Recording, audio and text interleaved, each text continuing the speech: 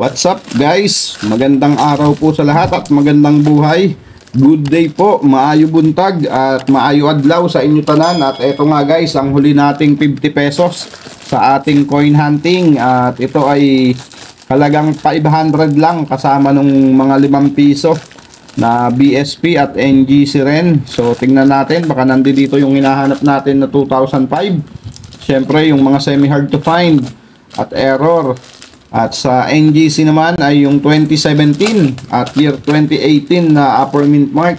So sana guys makahunt tayo ngayon dahil huling 50 pesos na natin to. So tara guys, hatiin lang natin to sa dalawang batch.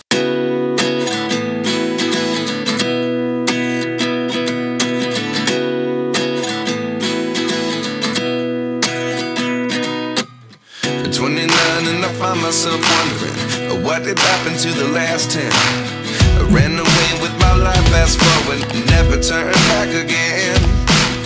It's kind of funny that the more we pass time, the more we need to set the rewind. And 19 was the year I had to leave you, but now I'm seeing all this. Siyempre bago tayo magsimula, ang aking pong pasasalamat sa aking mga subscriber na patuloy na sumusuporta po dito sa ating channel. Maraming salamat po sa inyong lahat, mga ma'am, mga sir. At sa mga bago po dito sa ating channel, welcome po dito sa Coins TV. Gumagawa tayo guys ng coin hunting series at coin update. So tara guys, samahan nyo ko. Ito ang ating huling 50 pesos sa ating coin hunting. Sana madali na natin yung hinahanap natin dito na year 2017 dito sa BSP at year 2018 na upper mint mark, at syempre sa BSP yung year 2005 na hard to find talaga. So tara guys, umpisahan na natin ang ating first coin, BSP year 2011.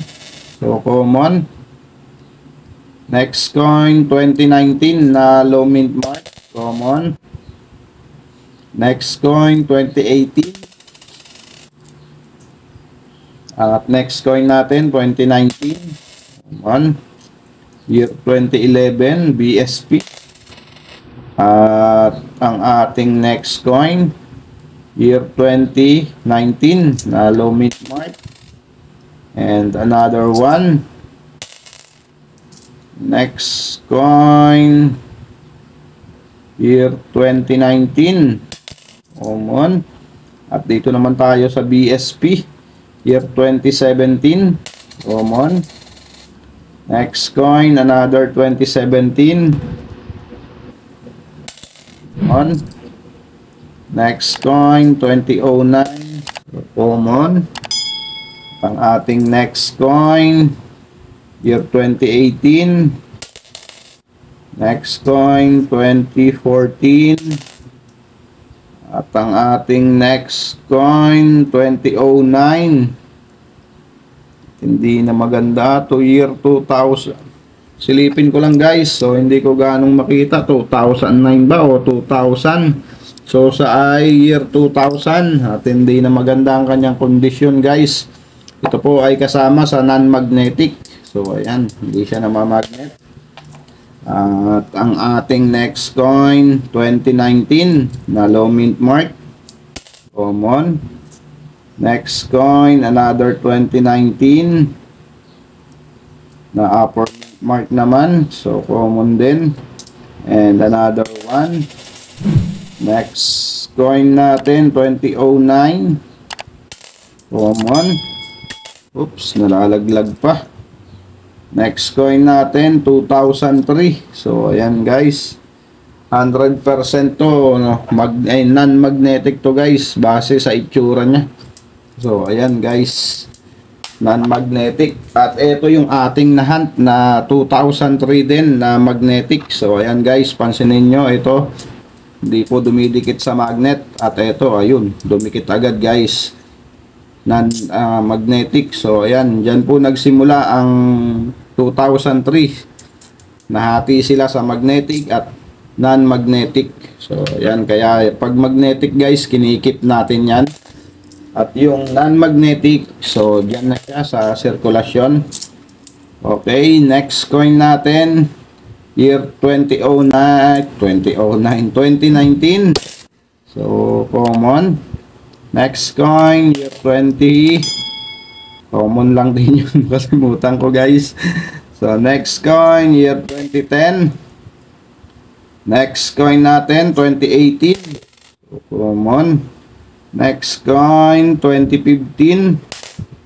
At ang ating last coin sa ating first batch, year 2019 na low mint mark. So, ayan.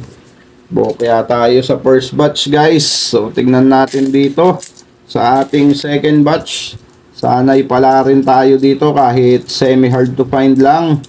Pero syempre, bago tayo magsimula, baka po hindi ka pa po nakasubscribe.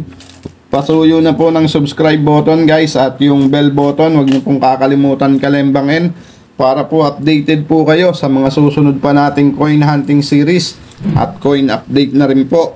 Okay, proceed na tayo dito, guys. Ang first coin natin, NGC, year 2018. So, common. Next coin, another 2018. Common.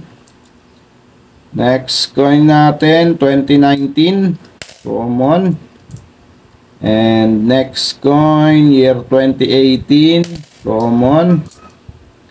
Next coin, another 2018. Common. At dito naman tayo sa BSP, year 2010. Common. Next coin, 2011. At merong damage na. Next coin natin, year 2015. Common. Next coin, year 2012. Common. And 2009. At maraming salamat din sa mga kapwa ko coin hunter dyan at sa mga idol natin na coin collector. Maraming salamat po sa inyong lahat, mga sir, mga ma'am, sa suporta po dito sa ating channel. Ayan. Next coin, year 2011. Common. Next coin, 2014. Ang ating next coin, year 2011. At ano na ang nangyari? Silipin lang natin, guys. Talaga namang ang pangit na ng kanyang kondisyon. So, hayaan na natin dyan. Next coin natin, year 2015. And ang ating next coin, upper mint mark na year 2019. Common. Next coin, 2018. Common. And 2019 na low mint mark. So, common lang din yan. Next coin natin, year 2017. So, common. Next coin, 2018. Common. Ang ating next coin, 1997. I-update natin to, guys. 1997 para sa mga bago na rin sa ating channel. Next coin, common. Next coin natin, 2013. So, common. At ang ating last coin sa ating coin hunting, guys, year 2013. So, ayan. Kaya pa rin tayo, guys. At ito, i-update natin, guys, para sa mga bago sa ating channel. 1997 na hindi po siya namamagnet, non-magnetic siya. So, punta po tayo dito sa ating i-update na 1997. So, punta lang tayo sa Numista, guys. At, ayan, nandito nga tayo sa NGC at pupunta lang tayo sa, yan, at ang saktong-sakto, ang sample dito, guys, 1997. At ayan po, ang kanyang features, ang kanyang composition ay copper nickel. At diretso na nga tayo dito sa ating i-update na 1997. So ayan, guys, isa lang ang kanyang variation, 1997, at may frequency siya na 37%. So napakalaki, guys, kaya common lang din to. At ang kanyang price appraisal, guys, sa good condition, 4 pesos. Ayan, at 80 centavos. Sa very good naman, 5 pesos and 50 centavos. At sa fine condition, 8 pesos and 50 centavos. At dito naman sa very fine, 14 pesos. Sa extra fine ay 21 pesos. Sa AU condition, 31 pesos. At sa uncirculated, 55 pesos. So ayan guys, hindi na masama kung may hawak kayong AU condition, 55 pesos. At dito sa record, nakikita nyo siya ang pinakamahal na may price appraisal, 1997 at saka 1995. So ayan, same lang sila, 55 pesos. So ayan guys, ang status ng bariyang ito. Ito ay nananatiling common. At marami na rin tayong naitabi nito at magaganda ang kondisyon guys. Kaya ito ay ibabalik na natin sa sirkulasyon. Ayan.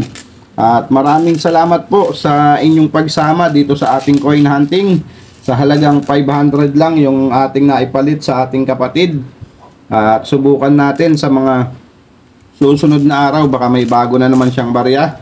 So magpapalit na naman tayo para sa ating coin hunting na hinahanap natin na 2,005 at sa mga 5 piso at 10 piso. So maraming salamat sa inyong lahat guys. Keep safe always and God bless.